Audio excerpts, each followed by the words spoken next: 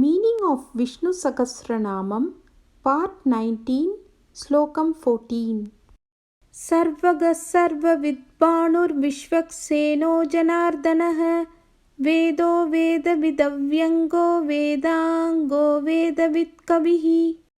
Meaning of the slokam is Sarvaha, one who always reaches everywhere, omnipresent.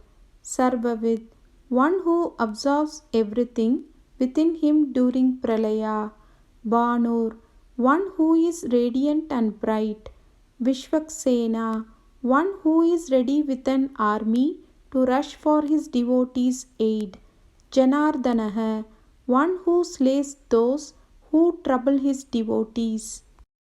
Veda, one who is the Veda personified, one who gave the Vedas to Brahmadeva. Vedavid, one who knows the deep wisdom of the Vedas. Avyanga, one who is the Veda with all his deep meaning, who does not lack in anything.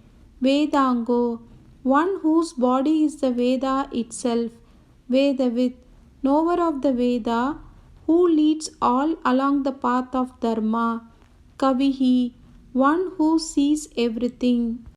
Let's recite this slokam 12 times. Sarvaga Sarvavidbanur Vishvakseno Janardanah Vedo Vedavidavyango Vedango Vedavidkavihi. Sarvaga Sarvavidbanur Vishvakseno Janardanah Vedo Vedavidavyango Vedango Vedavidkavihi.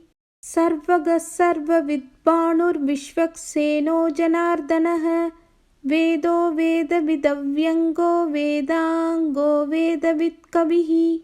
Sarvaga Sarvavidbanur Vishvakseno Janardanah Vedo Vedavidavyango Vedango Vedavidkavihi. Sarvaga Sarvavidbanur Vishvakseno Janardanah Vedo Vedavidavyango Vedango Vedavidkavihi.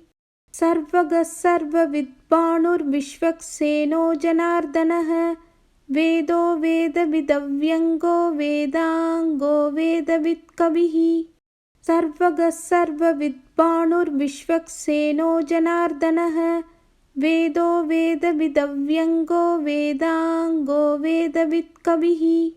Sarvaga Sarvavidbanur Vishvakseno Janardanah Vedo Vedavidavyango Vedango Vedavidkavihi. Sarvaga Sarvavidbanur Vishvakseno Janardanah Vedo Vedavidavyango Vedango Vedavidkavihi. Sarvaga Sarvavidbanur Vishvakseno Janardanah Vedo Vedavidavyango Vedango Vedavidkavihi. Sarvaga Sarvavidbanur Vishvakseno Janardanah Vedo Vedavidavyango Vedango Vedavidkavihi. Sarvaga Sarvavidbanur Vishvakseno Janardanah Vedo Vedavidavyango Vedango Vedavidkavihi.